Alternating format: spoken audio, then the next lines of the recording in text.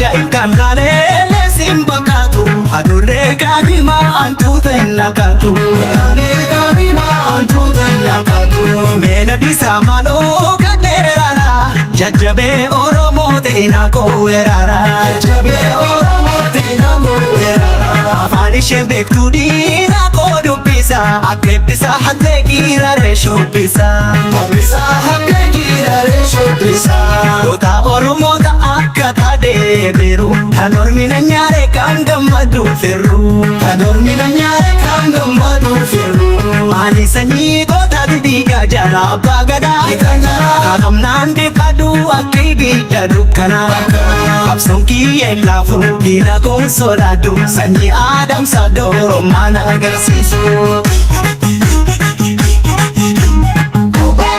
Tufin jennaan tufika Tufin jennaan tufika Beeka dhufe beeka dhuka Jata beeka dhuka Abiini dhabmeessituu duruu Manguchuu gaaguratti seente Dhuftee keessa yaaftuu gurbaa Dhuftee keessa yaaftuu gurbaa Siituu gurbaa kanaa kanaa Dhufnaa leenci nama nyaata Dhuftee koosi yaaftuu gurbaa Dhuftee koosi yaaftuu gurbaa Abisa agata weerartuu deebasa Abisa agata weerartuu deebasa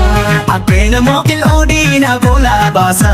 Akkeena mookil oodiina gola baasa Tukukaan jaalladhu tukamnaan nan aara Tukamnaan nan aara tukamnaan nan aara Akka garii tulluu diina kan koonyaara Akka garii tulluu diina kan koonyaara Ani sanyii goota didiga jala abbaa gadaa Kakamnaan deeffadhu akka ibidda dukkana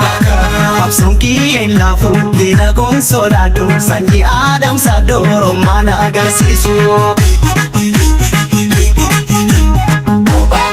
Tufin jennaan tufika Tufin jennaan tufika Beeka dhufe beeka dhuka Jata beeka dhuka Kan ka'e ergannu akka leenja aduu Sanyiin isaa muree foolishee qubee waadu Ani sanyii abishee tuttukaan jaalladhu Tuttukaan jaalladhu tuttukaan jaalladhu Tukamnaan hin taa'u koreeyyuu laalladhu Koreeyyuu laalladhu koreeyyuu laalladhu